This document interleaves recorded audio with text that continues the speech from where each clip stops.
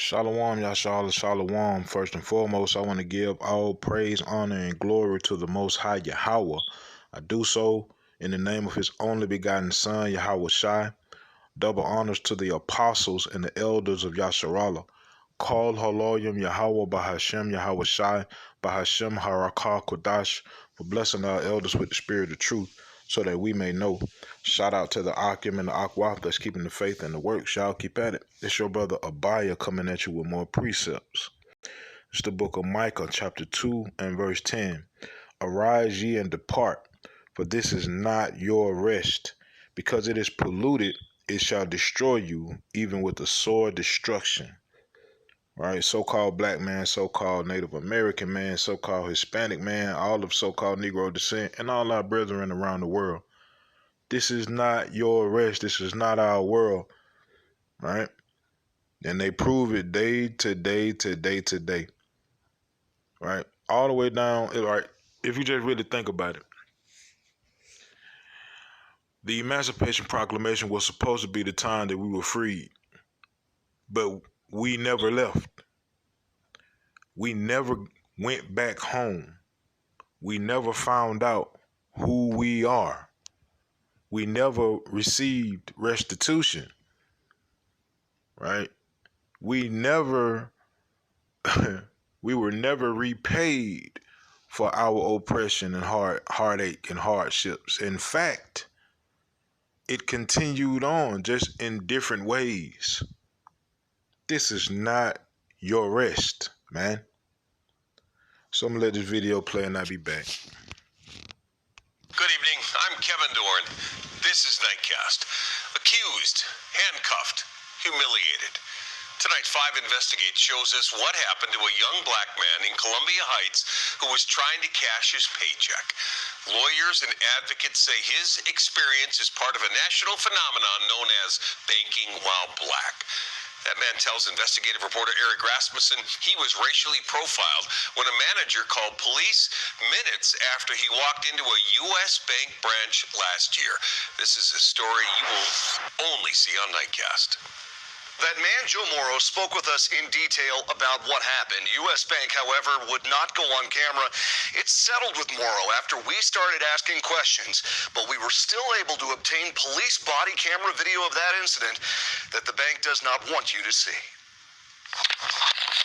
When police got the call to a busy U.S. Bank branch in Columbia Heights last year, a call for a fraudulent check and a suspect posing a threat. How's it going?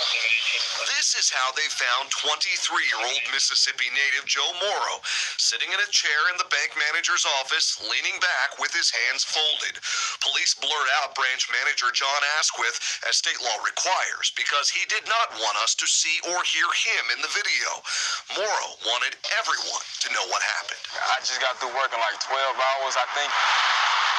His job at UNFI, a grocery supplier better known as Super Value in Hopkins. Closer to home, Morrow stopped here at U.S. Bank in Columbia Heights to cash his paycheck for $900. Despite having an account, that simple transaction was any. Let's pause right there. All right. That man said he just got off a 12-hour shift. All right. Bro, that's half a day. Like a whole day. That man said the check wasn't nothing but like $900 done. First and foremost,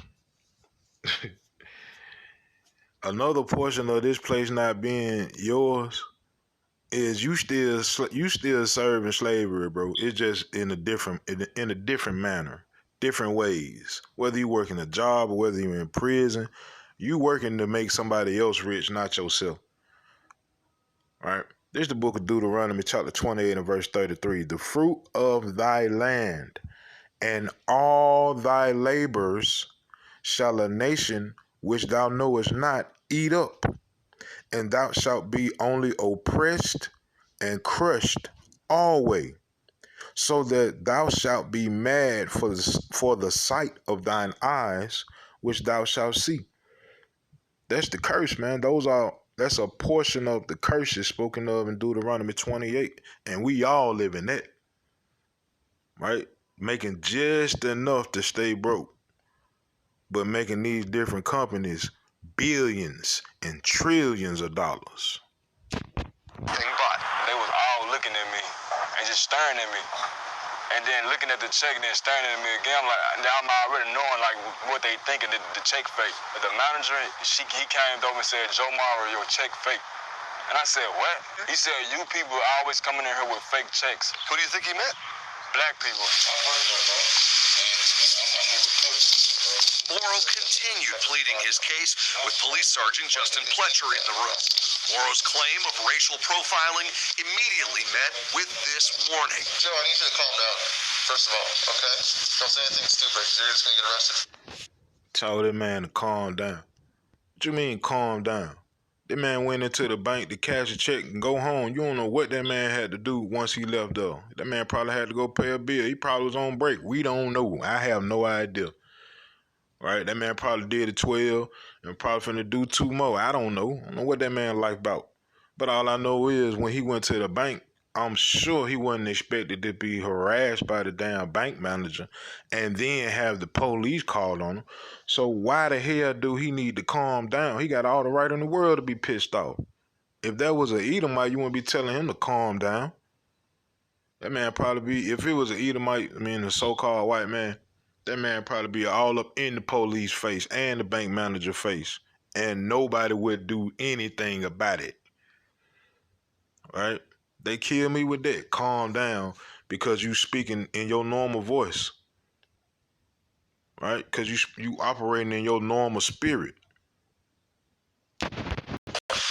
Still sitting in the chair as the sergeant held his ID and his check, Morrow insisted it was the bank who owed him an explanation. They called me in front of everybody talking about it's a fake check. That ain't a fake check. I work there.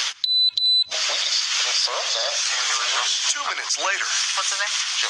a second officer arrives and the bank manager asks police to take Morrow to an adjacent office. The manager told the officer, like, can you get him out of my office? He might touch anything on my desk. I'm like, what? I'm like, that's when I got. See, he looks surprised that stuff like this happen. When you call yourself black and you fully believe that's what you are, yeah, you will be surprised by stuff like this. Incidents as such. Ain't no surprise, man. This is not your rest. This ain't your home. This ain't your place. They don't care about you.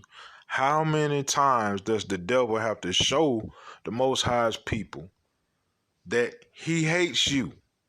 The devil hates your guts, man. The devil wishes that you did not exist. The devil mean a deceiver or false accuser. Right?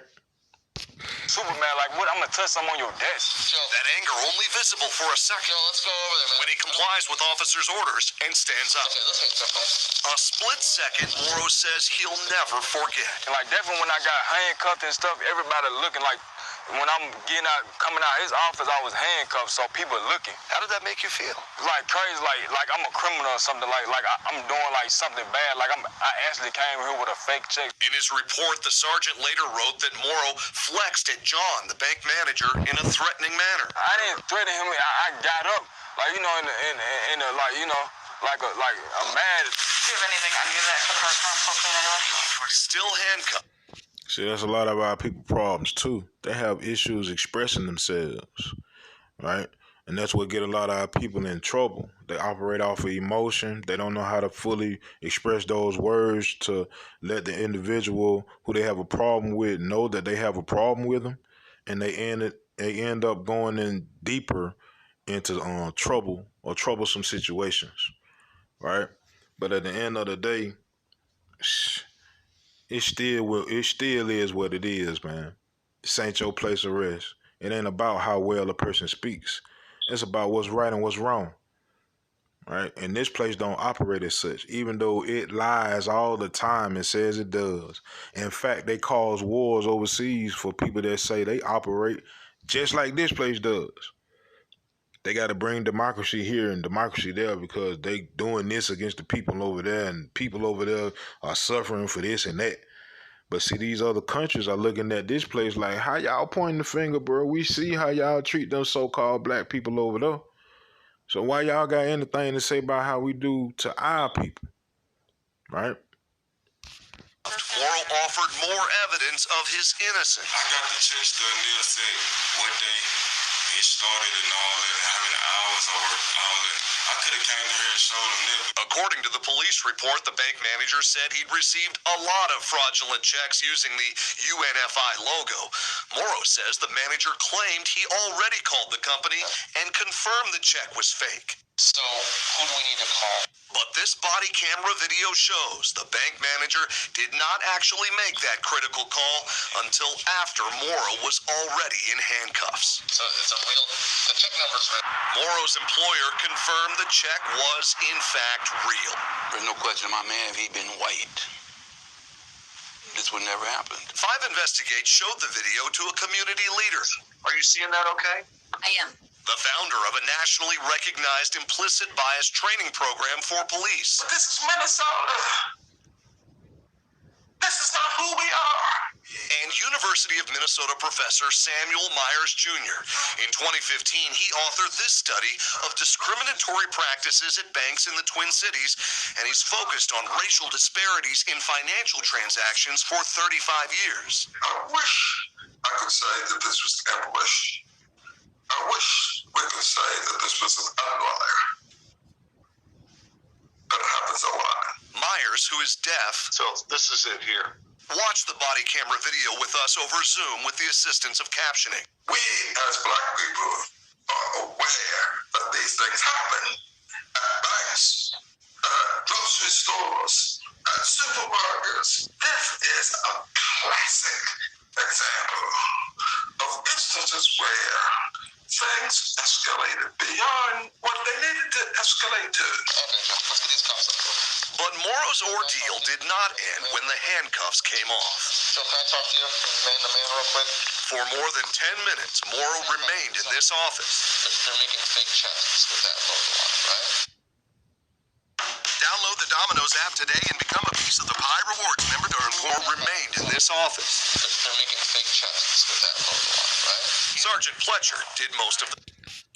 So now they finna sit my boy down and chastise him about proper etiquette when getting falsely accused and getting handcuffs thrown on you, right? While being so-called black. Okay. talking. So what the branch manager has to do is call and make sure it's a good check. I need you to stay calm for that, okay? Because when you start acting like this, it makes you look even guilty. I'm not guilty. No, I know. I'm saying, but when you start getting upset and irate, it makes you look guilty. Well, you're acting guilty. And so the question is, what is acting guilty? Tell me, what is acting guilty? I'm sorry, but this is who I am. All right. What is acting guilty? You either guilty or you ain't. You either did it or you didn't. Right? And just a side note, this is also a cut to, white and black. This brother here is the same tone as the man reporting on the story, but he a so-called black man, right? But that's neither here nor there. The point is, so-called black man, so-called Native American man, and so-called Hispanic man, all the so-called Negro descent, this ain't your place, man. This is not your place, and it's only going to get worse and worse and worse because the devil see the end coming. Look at the climate of the world, man. They getting ready to do some real deal underhanded devilish moves, and they do not have your best interests in mind. You going to see. You shall see. Right? Just give it a minute. You're going to see. This is the book of 2nd Ezra, chapter 7 and verse 41. Even so now, seeing corruption is grown up, and wickedness increased, and the righteous have prayed for the ungodly. Wherefore shall it not be so now also? He answered me and said, this present life is not the end, where much glory doth abide. Therefore have they prayed for the weak. Right? This present life ain't it, man. We gets no glory in this place. I don't care if you're a billionaire in this place. You get no glory in this place, man. All right?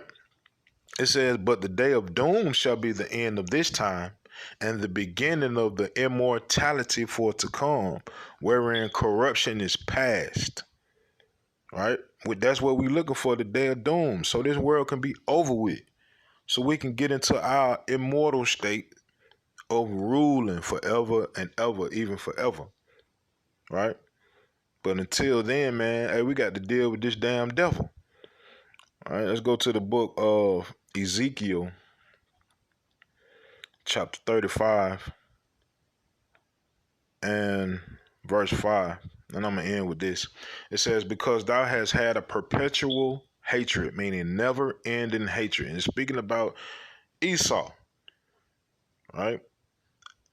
Let me start that over. Ezekiel 35 and 5. Because thou hast had a perpetual hatred and hast shed the blood of the children of Israel by the force of the sword in the time of their calamity, and the time that their iniquity had an end. Therefore, as I live, saith Yahweh Power, I will prepare thee unto blood, and blood shall pursue thee. Since thou hast not hated blood, even blood shall pursue thee. Thus will I make Mount Seir most desolate, and cut off from it him that passeth out, and him that returneth.